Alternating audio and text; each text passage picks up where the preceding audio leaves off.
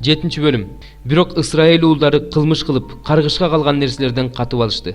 Жүйүт уруусунан Зерактын уулу, Забдидин уулу Карминин уулу Ахан каргышка калгандардан катып алды. Ошондо Исраил уулдарына Теңирдин каары кайнады. Бейтелдин чыгыш тарабындагы Бейт Абенге жакын турган Ай шаарына Жашия Жериходон кишилерди жөнөтүп, аларга мындай деди: "Барып жерди көрүп келгиле." Алар жөнөп кетишти да Айды карап келишти. Анан Жашияга кайтып келип мындай дешти: "Бардык эл барбасын. 2 же 3 миңге жакын адам барып Айды басып алсын. Бүт элди убара кылып ал жакка жибербе, анткени ал жердеги эл аз эле экен." Ошентип элдин арасынан ал жакка 3 миңге жакын киши кетти. Бирок алар Айдын тургундарынан качып жөнөштү. Айдын тургундары алардын 36 кишисин өлтүрүштү. Аларды шаар дарбазасынан Шебаримге чейин сая кууп жетип, тоонун эңкейишинде талкалашты. Ошондо элдин үмүтү үзүлүп, көңүлү чөктү. Жашия жана аны менен кошо Исраил аксакалдары кийимдерин айрып Теңир сандыгынын алдында көмкөрөсүнөн кулап, кечке чейин жатышты. Баштарына гүл чачышты. Анан Жашия мындай деди: "Ой эгедер Теңир, бизди аморлуктардын колуна салып берип, кырдыра турган болсоң, эмне үчүн элди Иордандан өткөрдүң? О, Иордандын ар жагында эле жашап калсак эмне? О Теңир, Исраил душмандан качкандан кийин мен эмне айтмак элем? Канаандыктар менен жер бетинин тургундары муну угуп, бизди курчоого алышат, биздин атыбызды жер үстүнөн өчүрүшөт. Ошондо өзүңдүн улуу ысымыңа эмне кыласың?" Ошондо Теңир Жашияга мындай деди: "Тур, эмне үчүн жүзтөмөндөп жыгылдың? Исраил күнөө кылды, аларга берген менин келишимимди бузушту. Каргышка калган нерселерден уурдап, жашырып, өз буюмдарынын арасына катып алышты. Мына ошон үчүн Исраил уулдары кас душмандарына туруштук бере албай, душмандан качып жөнөштү. Анткени алар каргыштын астында калышты. Эгерде араңардагы каргышка калгандарды жок кылбасаңар, мен силер менен мындан ары болбойм. Тур, элди ыйыкта. Аларга мындай де: таң атканга чейин ыйыкталгыла. Анткени Исраилдин Кудай Теңири мындай дейт: Каргышка калган нерсе сенин ичиңде, Исраил. Каргышка калган нерсени өзүңдөн алып салмайынча, кас душмандарыңа туруштук бере албайсың. Эртең менен уруу болуп келгиле. Теңир көрсөткөн уруу укум-тукум болуп келсин. Ал эми Теңир көрсөткөн тукум үй-бүлө болуп келсин. Теңир көрсөткөн үй-бүлөдөгүлөр бир-бирден келсин. Каргышка калган нерсени уурдап айып ачылган адамды отко өртөп жиберишсин. Теңирдин келишимин бузуп, Исраилдин ичинде мыйзамсыз иш кылган үчүн өзүн жана ага тиешелүү нерселердин бардыгын өрттөшсүн. Жашия эртең менен эрте туруп, Исраилга уруу болуп келгиле деп буйрук кылды. Ошондо жүйүт уруусу көрсөтүлдү. Анан ал жүйүт уруусу келсин деп буйрук кылды. Ошондо Зерактын тукуму көрсөтүлдү. Зерактын тукумуна үй-бүлө болуп келсин деп буйрук кылды. Ошондо Забдидин үй-бүлөсү көрсөтүлдү. Анын үй-бүлөсүндөгүлөр бир-бирден келсин деп буйрук кылды. Ошондо жүйүт уруусунан Зерактын уулу, Забдидин уулу, Карминин уулу Ахан көрсөтүлдү. Ошондо Жашия Аханга мындай деди: "Уулум, Теңирди, Исраилдин Кудайын даңазала. Анын алдында күнөөңдү мойнуңа ал. Анан эмне кылганыңды мага айт. Менден жашырба." Ахан болсо Жашияга мындай деп жооп берди: "Исраилдин Кудай Теңиринин алдында күнөөгө батканым чын. Мен мындай кылдым. Олжолордун арасынан бир жакшынакай шынар кийимин, 200 күмүш шекелди, салмагы 50 шекел уютулган алтынды көрдүм. Алар мага жагып калды, ошондуктан мен аларды алдым. Мына алар чатырымдын ортосунда көмүлүп турат. Күмүштөр да ошол жерде."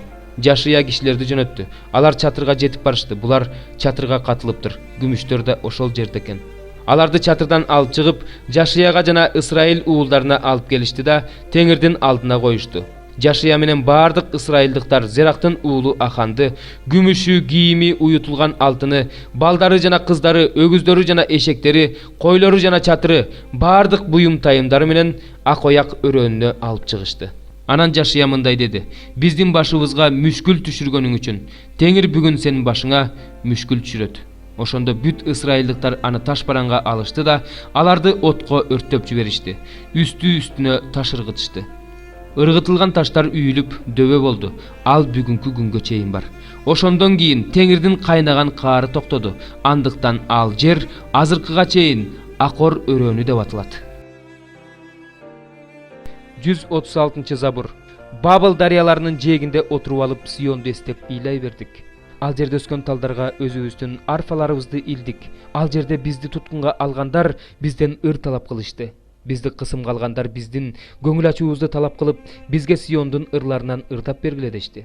Биз Теңирдин ырын бөтөн жерде кантип ырдайбыз? Иерусалим, эгерде сени унутуп койсом, анда мени оң колум унутсун. Иерусалим, эгерде сени эсимден чыгарып койсом, эгерде сени салтанатымдын башына койбосом, анда тилим таңдайыма жабышып калсын. Теңир Эдом уулдарынан өч ал. Иерусалимди талкалап жатышканда алар талкалагыла, анын пайдубалына чейин талкалагыла дешкен. Бабыл кызы кыйраткыч, сенин бизге кылгандарың үчүн өч алган адам бактылуу. Сенин нарстелериңди ташка чапкан адам бактылуу. 137 Забур. Мен сени бүт жүрөгүм менен даңктайм. Периштелердин алдында сени мактап ырдайм. Сенин ыйык ибадатканаңдын алдында башымды ийем. Сенин ырайымың үчүн, сенин чындыгың үчүн, сенин ысымыңды даңктайм. Анткени сен өз сөзүңдү өзүңдүн бардык ысымдарыңдан жогору койдуң. Мен сени чакырган күнү сен мени угуп жаныма сергектик бердиң. Теңирим, бүт жер жүзүнүн бардык падышалары сенин оозуңдан чыккан сөздөрдү укканда сени даңкташат. Алар Теңирдин жолдорун ырдашат. Анткени Теңирдин даңкы зор. Теңир эң бийик, ал момунду да көрөт, текеберди да алыстан тааныйт. Эгерде мен коркунучтардын арасында жүрсөм да, сен мени тирилтесиң, колуңду душмандарымдын каарына каршы сунасың. Сенин оң колуң мени сактап калат. Теңир мен үчүн бардыгын жүзөгө ашырат. Сенин ырайымың түбөлүк. Теңирим, өз колдоруң кылган иштерди таштаба. Жеремия 1 бөлүм. Бенжамин жериндеги Анатотто жашаган ыйык кызмат кылуучулардын бири Хилкиянын уулу Жеремиянын сөздөрү. Ага Жүйүт падышасы Амон уулу Жошиянын тушунда, анын падышачылыгынын 13-жылында Теңирден сөз болду. Ага Жүйүт падышасы Жошия уулу Жаякимдин тушунда, Жүйүт падышасы Жошия уулу Ситкиянын падышачылыгынын 11-жылынын акырына чейин, Иерусалимдегилер туткундалып кеткенге чейинки 5-айда Теңирден дагы сөз болду. Ошондо Теңирден мага мындай сөз болду. Мен сени энеңдин ичинде өзүм жаратканга чейин эле билчимин. Сен төрөлгөнгө чейин эле мен сени ыйыктагам, сени элдерге пайгамбар кылып койгом. Бирок мен, о Кудай Теңир, мен сөз сүйлөгөндү билбейм, анткени өтө эле жашмын дедим. Бирок Теңир мага мындай деди: жашмын дебе, анткени мен сени кимге жиберсем, ошолордун бардыгына барасың. Мен сага эмнени буйрусам, ошону айтасың. Алардан коркпо, сени куткаруу үчүн мен сени мененмин, деди Теңир. Ошондо Теңир өз колун сунуп, менин оозума тийгизди. Анан Теңир мага мындай деди: мына, мен өзүмдүн сөздөрүмдү сенин оозуңа салдым. Байка, бүгүн мен сени элдердин, падышачылыктардын үстүнө, аларды жок кылуу жана талкалоо үчүн, кыруу жана кыйратуу үчүн, кайра тургузуу жана отургузуу үчүн койдум. Теңирден мага мындай сөз болду: Жеремия, сен эмнени көрүп турасың? Мен бадам жыгачынан жасалган таякты көрүп турам, дедим. Теңир мага: сен туура көрүп турасың, анткени менин сөзүм жакында аткарылышы үчүн мен өз сөзүмө көз салып турам, деди. Дагы бир жолу Теңирден мага мындай сөз болду: сен эмнени көрүп турасың? Мен түндүк жакты караган, кайнап жаткан казанды көрүп турам, дедим. Теңир мага мындай деди: бул жерде жашоочулардын бардыгына кайгы түндүк тараптан келет. Анткени мына, мен түндүк падышачылыктарынын бардык урууларын чакырам, дейт Теңир. Алар келип, ар бири Иерусалимдин дарбазасынын кире беришине анын бүт дубалдарын тегерете, Жүйүттүн бардык шаарларына өз тактысын орнотот. Бүт мыйзамсыздыктар үчүн, мени таштап кетишкен үчүн, бөтөн жерликтердин кудайларына жыпар жыттуу зат түтүшкөн үчүн, өз колдору менен жасаган нерселерге табынышкандыгы үчүн мен аларга өз өкүмдөрүмдү жарыялайм. Сен болсо белиңди бек бууп, ордуңан тургунда, мен сага эмнени буйрусам, аларга ошонун бардыгын айт. Алардын алдында коркпо, болбосо мен сени алардын көз алдында өлтүрүп салам. Мына, азыр мен сени бүт өлкөгө каршы, Жүйүт падышаларына каршы, анын төрөлөрүнө каршы, анын ыйык кызмат кылуучуларына каршы, ушул жердин элине каршы чептүү шаар темир мамы жана жес дубал кылып койдум. Алар сага каршы күрөшөт, бирок сени жеңе алышпайт, анткени сени куткарыш үчүн мен сени мененмин, дейт Теңир. 15 бөлүм. Ошол убакта Иерусалимден мыйзам окутуучулар менен фарисейлер Исага келип: эмне үчүн сенин шакирттериң ата-бабалардын салтын бузуп жатышат? Алар тамактанаардын алдында кол жуу расмисин аткарышпайт, дешти. Иса аларга мындай деп жооп берди: анда эмне үчүн өзүңөр салттарыңардын айынан Кудайдын осуятын бузуп жатасыңар? Кудай мындай деп осуят кылган: ата-энеңди сыйла, ким атасына же энесине тил тийгизсе, ал өлүм жазасына тартылсын. Силер болсо, эгерде ким атасына же энесине сенин менден алчу нерсеңдин баары Кудайга багышталган десе, ал адам атасына же энесине сый көрсөтпөй койсо да болот дейсиңер. Ошентип силер өз салтыңар үчүн Кудайдын осуятын четке кагып койдуңар. Эки жүздүүлөр Ишая силер жөнүндө туура пайгамбарчылык кылган. Бул эл мага оозу менен жакындайт, мени тили менен урматтайт, бирок жүрөгү менден алыс. Алардын мени урматтаганы бекер, анткени алардын үйрөткөнү адамдык эрежелер. Анан элди жанына чакырып, аларга мындай деди: жакшылап угуп түшүнүп алгыла. Адамды оозуна кирген нерсе арам кылбайт, оозунан чыккан нерсе арам кылат. Ошондо шакирттери келип ага: билесиңби, фарисейлер бул сөздү укканда кыжырданышты дешти. Ыйса аларга мындай деп жооп берди: асмандагы атам тикпеген ар бир өсүмдүк түп тамыры менен жок кылынат. Аларды жайына койгула. Алар сокурлардын сокур жол башчылары. Сокурду сокур жетелесе, экөө тең аңга түшөт. Петрага: бул үлгү саат аңгемеңди бизге түшүндүрүп берчи деди. Ошондо Ыйса: силер да алиге чейин түшүнө элексиңерби? Оозго кирген нерсенин баары ашказанга келип, анан тышка чыгып кетерин билбейсиңерби? Ооздон чыкканы жүрөктөн чыгат. Адамды арам кылган мына ушул. Анткени жаман ойлор, киши өлтүрүү, нике бузуу, ойноштук кылуу, уурулук, жалаа жабуу, ушак жүрөктө пайда болот. Мына ушулар адамды арам кылат. Ал эми кол жуу расмисин аткарбай тамактануу адамды арам кылбайт. Ыйса ал жерден чыгып, Тир жана Сидон аймактарына келди.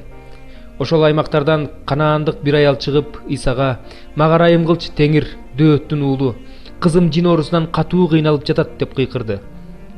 Бирок Ыйса аялга жооп берген жок. Ошондо шакирттери ага жакын келип, аркабыздан калбай кыйкырып келе жатат, аны кетирип жиберчи дешти. Ыйса болсо: мен Исраил элинин гана жоголгон койлоруна жиберилгем деп жооп берди. Аял жакын келип анын алдына чөгөлөп: Теңир, мага жардам бере көр деп өтүндү.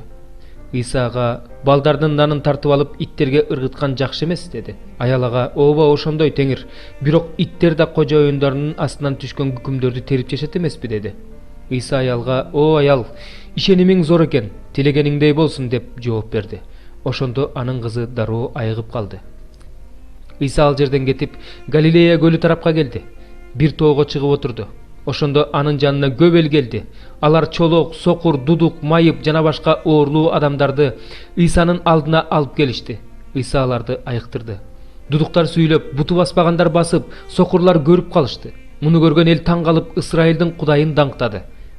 Ыйса шакирттерин жанына чакырып алып мындай деди: элди аяп жатам. 3 күндөн бери жанымда жүрүшөт. Жегенге эч нерселери жок. Ачка кетирим келбей турат. Жолдо алсырап калышат го. Шакирттер ага: ушундай ээн жерде ушунча эл тое турган нанды кайдан табабыз дешти. Ыйса алардан: канча наныңар бар деп сурады.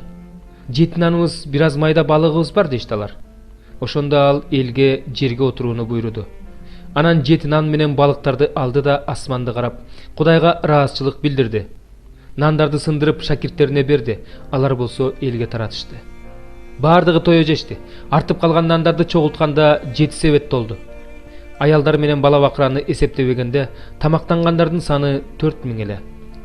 Элди таратып жибергенден кийин Ыйса кайыкка түшүп Магдала аймагына келди.